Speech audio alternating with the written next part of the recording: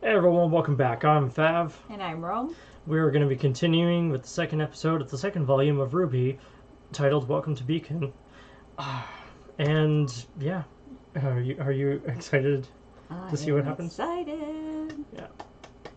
Oh man, I'm so happy that I know I hyped up last episode for you.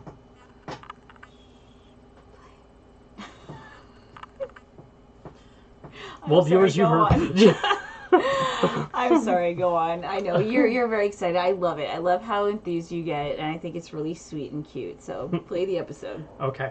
So without further ado, we're just gonna jump right into it. Then I'm gonna shut up. I'm gonna let Rome enjoy it, and yeah, we'll begin in 3, 2, 1.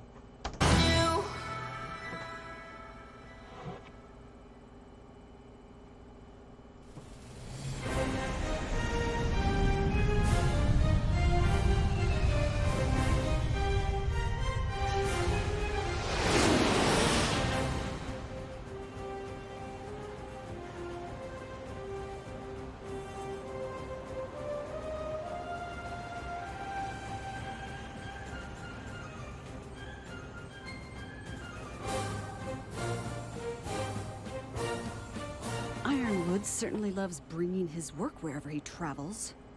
Well, running an academy and a military makes him a busy man. But yes, those are a bit of an eyesore. Come in. Ozpin! Hello, General. Please, drop the formalities. It's been too long. And Glinda, it has certainly been too long since we last met. Oh, James. I'll be outside. Well, she hasn't changed a bit. So, what in the world has brought you all the way down from Atlas? Headmasters don't typically travel with their students for the Vital Festival? Well, you know how much I love Vale this time of year. Besides, with you hosting, I thought this might be a good opportunity for us to catch up. I can certainly appreciate quality time between friends. However, the small fleet outside my window has me somewhat concerned. Well, concern is what brought them here. I understand travel between kingdoms has become increasingly difficult. Oz, you and I both know why I brought those men. We are in a time of peace. Shows of power like this are just going to give off the wrong impression. But if what Crow said is true, then... If what Crow said is true, then we will handle it tactfully. It's the Vital Festival, a time to celebrate unity and peace. So I suggest you not scare people by transporting hundreds of soldiers halfway across the continent. I'm just being cautious. As am I, which is why we will continue to train the best huntsmen and huntresses we can. Believe me, I am. But ask yourself this. Do you honestly believe your children can win a war?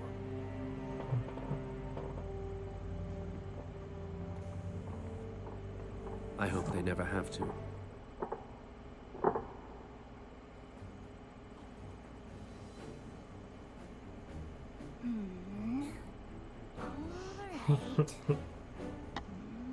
All right. Ying Xiaolong, prepare your kingdom for battle. Bring it on. I deploy the Elysian Air Fleet. Looks like I get to fly right over your Ursai and attack your walls directly.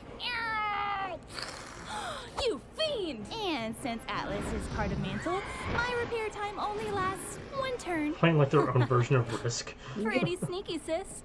But you just activated my trap card. Giant Nevermore! If I roll a 7 or higher, Fatal Feathers will slice your fleet in two. But if you roll a 6 or lower, the Nevermore will turn on your own forces. That's just a chance I'm willing to take.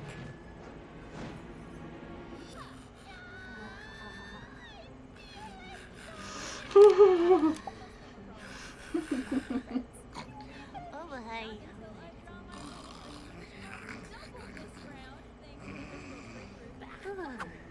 You all have pancakes.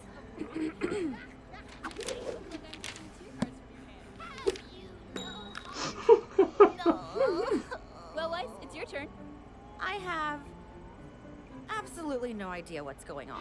Look, it's easy. You're playing as Vacuo, which means all Vacuo-based cards come with a bonus. That sounds dumb.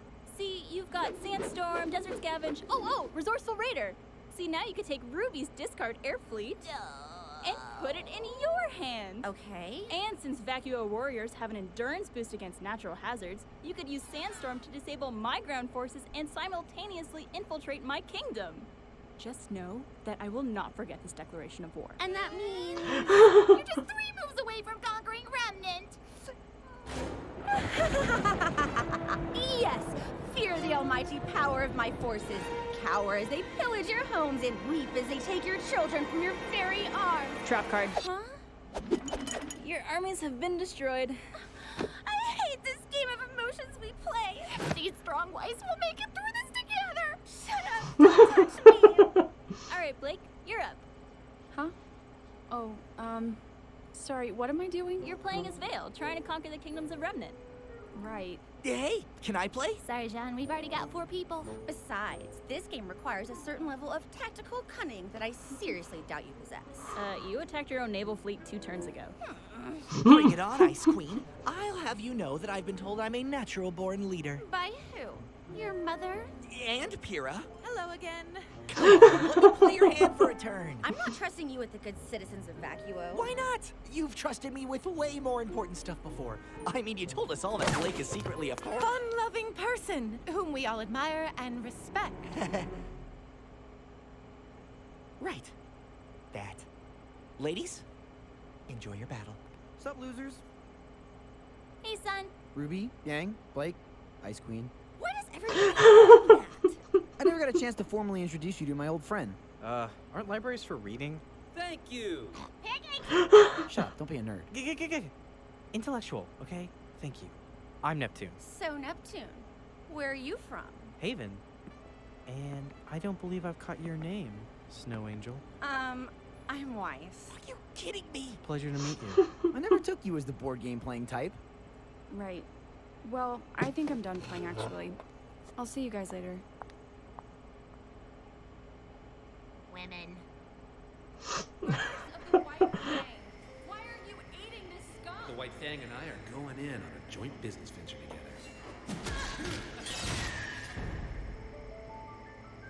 Well, this has certainly been an eventful evening.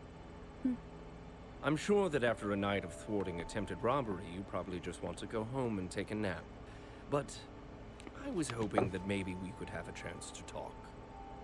Of course. Wonderful. As you know, in order to enroll at my academy, students must first pass a rigorous entrance exam.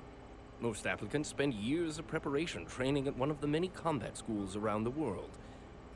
You are one of the few who did not. And you passed the exam with flying colors. I was raised outside the kingdoms. If you can't fight, you can't survive. Well, you have most certainly survived, Blake. I admire your drive, and I am proud to run a school that accepts individuals from all walks of life. Rich, poor, human, faunus. Why do you wear that bow, Blake? Why hide who you are? You may be willing to accept the faunus, Professor Ozpin, but your species is not. True, but we are continuing to take strides to lessen the divide. With all due respect, you need to start taking some larger strides. Until then, I'd rather avoid any unnecessary attention. I want people to see me for who I am, not what I am. And what are you? I don't understand what you're asking. How did you know the White Fang would be at the shipyard tonight? I didn't. I just happened to be at the right place at the right time. You wouldn't have been the first. But what happened tonight was not an isolated incident. I may be your headmaster, but I am also a huntsman. And it is my sworn duty to protect this world from the forces that conspire against it. Blake, are you sure there is nothing else you would like to tell me? I'm sure. Very well. Thank you for your time, Ms. Belladonna. If you ever need to talk to me,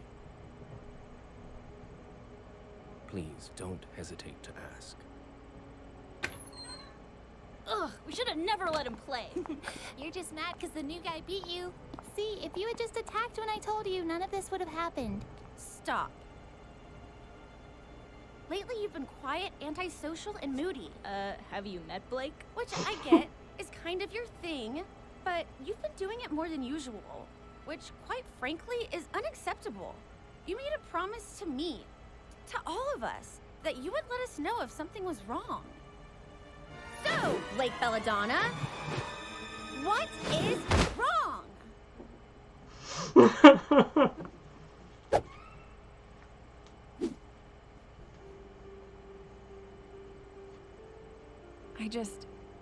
I don't understand how everyone can be so calm.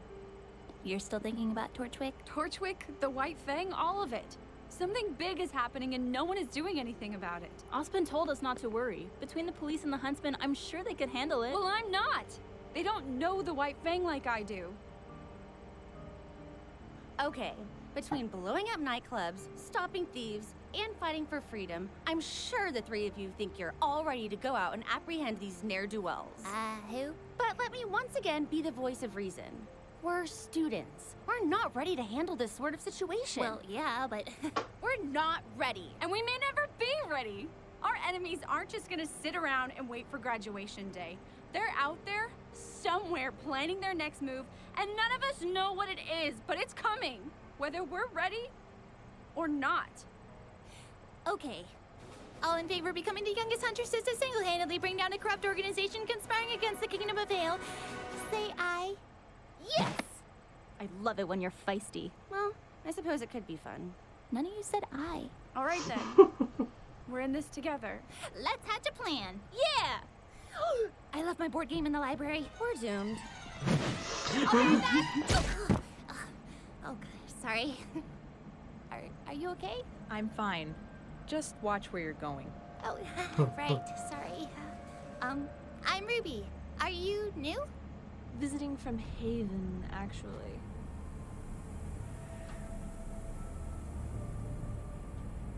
Ooh, you're here for the festival.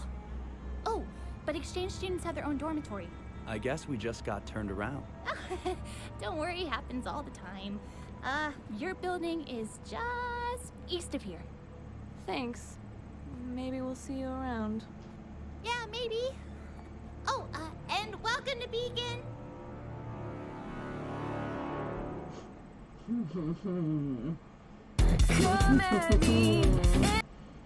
All right.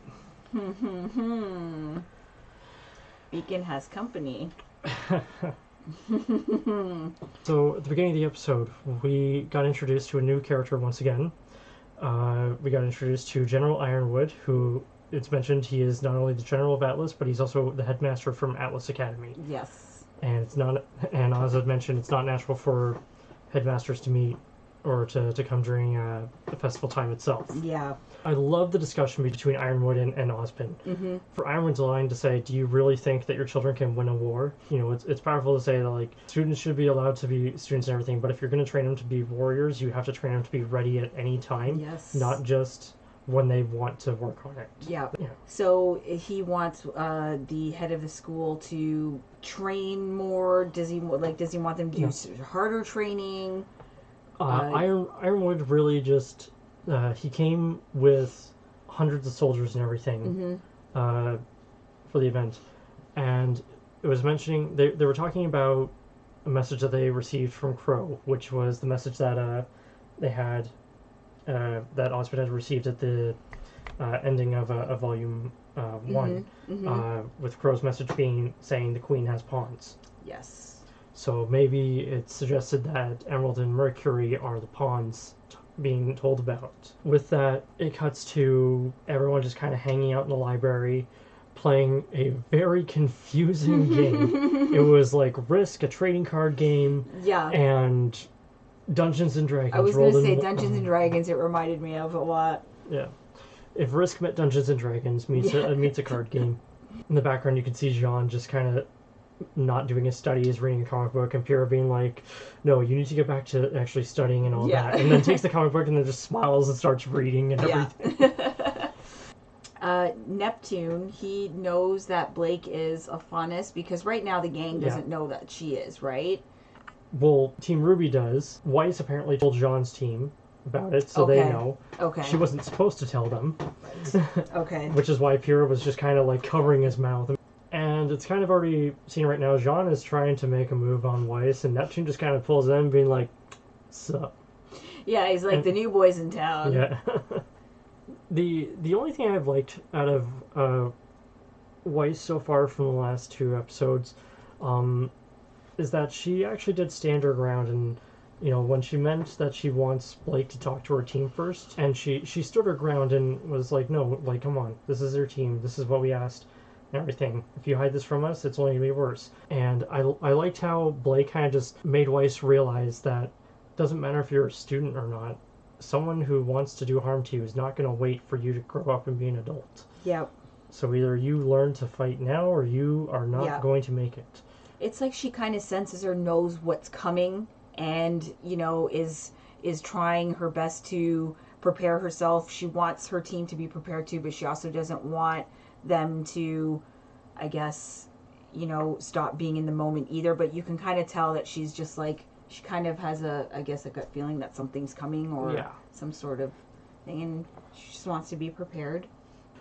You think RWBY should have recognized Cinder, even knowing that she couldn't really not see that much of her from the first episode? Because she was just in the helicopter. She was just... Right? I have a feeling that maybe if RWBY, does recall it, she will, maybe in an episode or 2. Yeah. Right away, maybe not so, but maybe eventually she'll be like, holy crap, she'll get, a flashback or something. Yeah. And recall who that is. Okay. And then some, shit's gonna go down. Yeah. Alright. So anyways, guys, thank you so much for watching. Please be sure to subscribe to the channel if you haven't already, and we will see you in the next video. Yes, everybody take care, stay safe. Have a good one. Bye.